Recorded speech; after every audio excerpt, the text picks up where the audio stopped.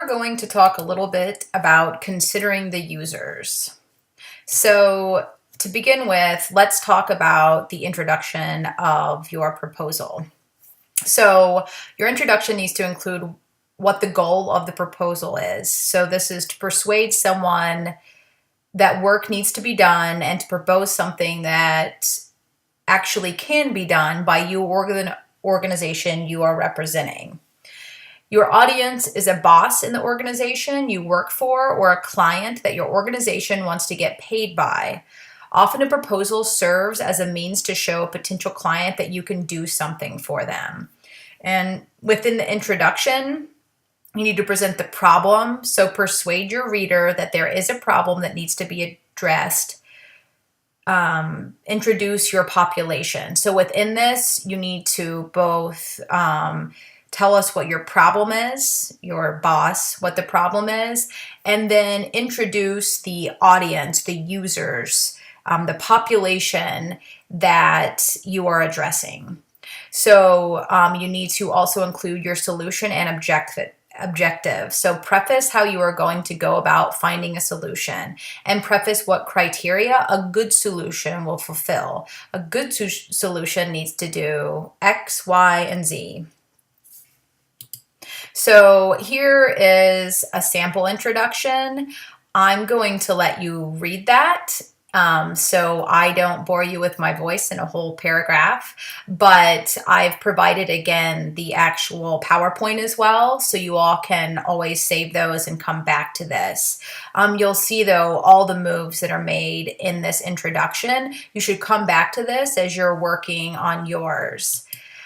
Here's a second introduction that is addressing another problem about so few women in STEM. And you'll see that it has an introduction and then the objective.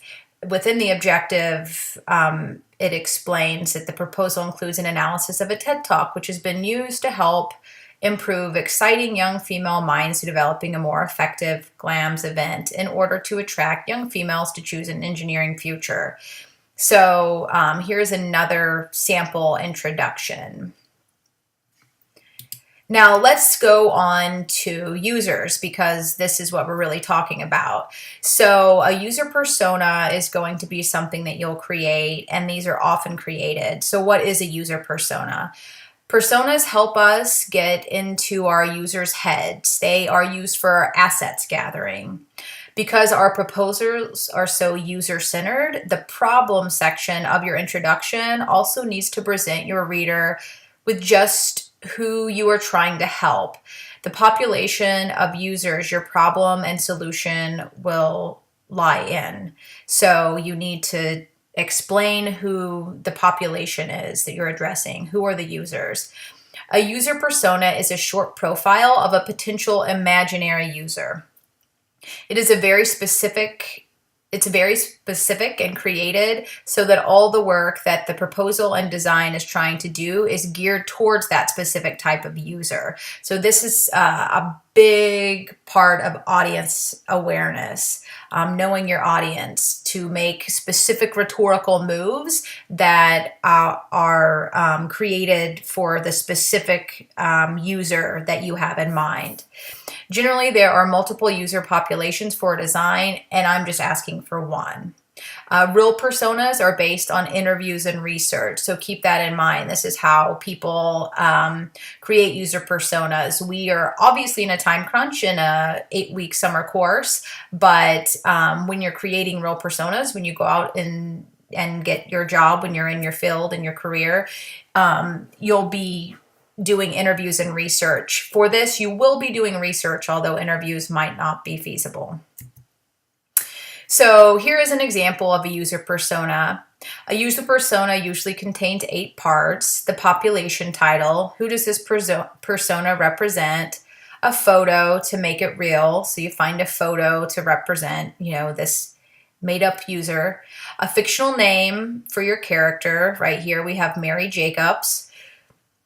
Demographics, so age, education, and any other information that might matter to the design. So when you think about the design you're making, in this case, a comic, you'll think of the information that might speak back to that. The goals and tasks. So what will the design need to do if it is to solve the problem? What is an effective design? Skills and interests. What is your user good at? What do they love? You should use these as assets for design. A scenario. So a potential scenario in which the user is described in the middle of the problem. And then a quote. So a quote from this potential user that illustrates the problem. So you'll see here that we have our picture and our name. Here we have a quote. Here we have demographics. Here we have the user requirements, so goals and tasks. And then we have a scenario here. So here is another example of a user persona. It looks a little bit different. They have the information in different places and it's formatted in different ways, but it's making all the same moves there. So you get to know this person, who they are. So we've got our picture, our name, what she does. Here's her demographics right here. We've got our scenario. So we can see all of those kind of bullet points within this as well. So let's talk about images within reports. So every journal and company usually has their own house style for formatting images, but some good rules of thumb that I want you to follow in this are that there are only two types of images, tables and figures. So charts and graphs are to be referred to as figures, and both should be capitalized. So remember, tables and figures, we don't want anything labeled charts or graphs. Those are actually figures. Tables and figures should both be labeled in 10-point italicized Times New Roman font. Tables should be given a specific italicized and fully capitalized title above the image. And both the table and its title are left or right justified, not centered.